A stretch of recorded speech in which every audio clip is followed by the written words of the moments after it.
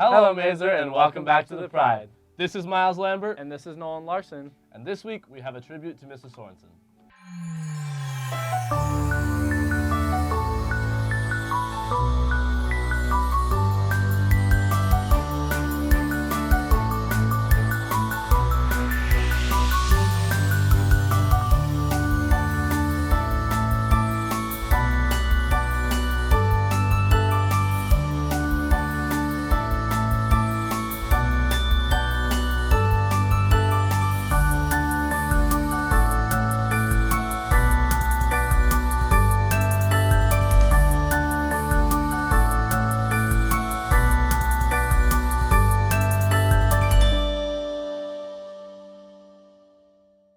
Fall break will be next week, starting on Wednesday.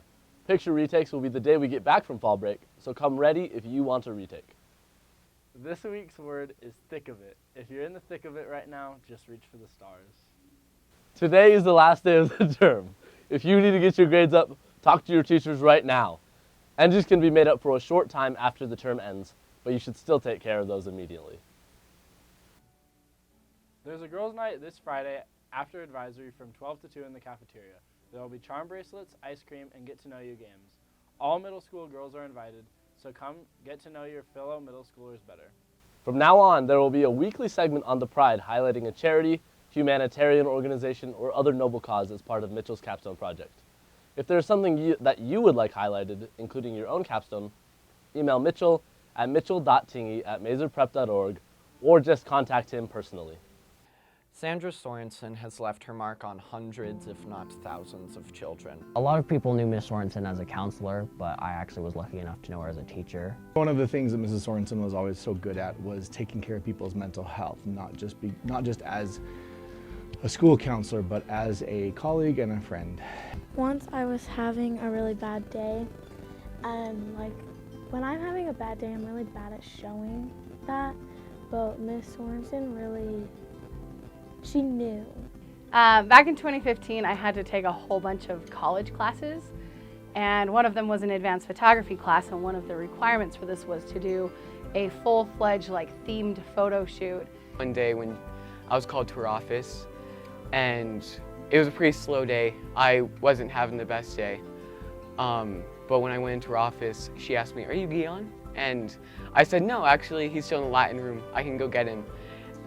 So, once upon a time when I was in 8th grade, I took SOAR, taught by Miss Sorenson. And I didn't really know it, but it was kind of the problem class. It was for 8th graders who hadn't learned their lesson from 7th grade SOAR. And since I wasn't at Maeser in 7th grade, I didn't really get those lessons. In 8th grade MSI, we had a class taught by Miss Sorenson, and me and my friend Lila, we had our Stanley water bottles on our desk, and Miss Sorenson stopped class, and she called us out. Oh man, I have so many wonderful, sweet memories of Mrs. Sorenson. I had the privilege of being her kind of office buddy. We were across the hall from each other when I was the middle school dean. And I remember whenever I just wanted to laugh or have a pick-me-up, I just walk across the hall, stop whatever I was doing, and just hang out and visit for a few minutes a night.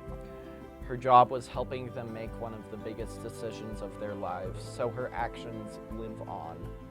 And they will keep living on as the ripple of her influences dissipates throughout the entirety of human behavior over the coming century. I didn't appreciate how much that really helped me until I was walking by her office and she wasn't there anymore.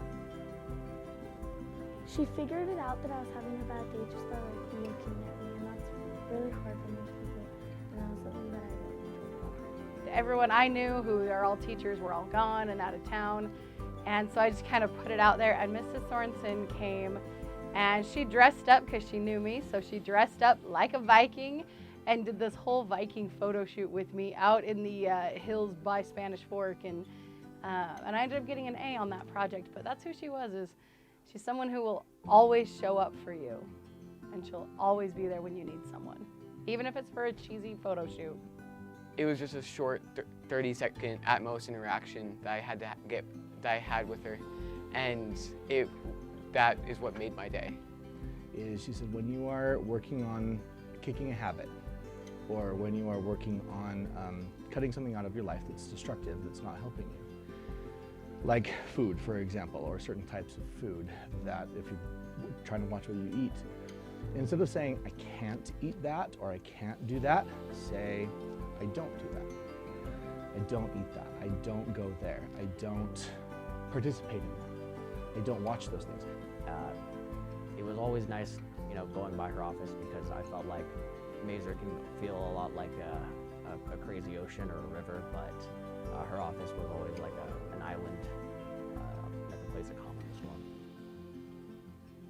And I remember that Miss Sorenson always used to bake for us. And that was how I really discovered like how best I could learn was through food. And I know it sounds dumb, but it was a real treat to get to taste her baking. And I remember she made these amazing tres leches cupcakes and a really good coffee cake.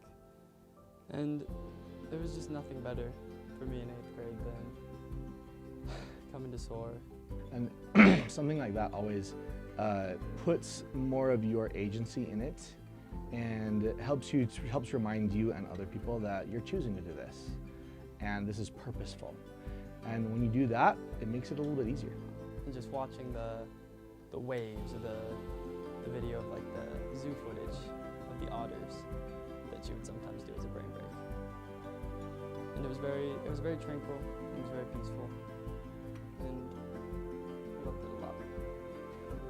And she told us that function is more important than fashion, and that just, it really ties to the fact that she always looked within every student and saw the potential in all of us, and she saw that we had bright futures even when we didn't. Always left that office feeling inspired and wanting to be my best self. I also remember seeing a lot of students go into that office.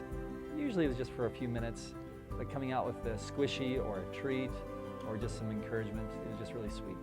I love Mrs. Sorenson. She will always have an influence. The world will be different because Sandra Sorenson lived.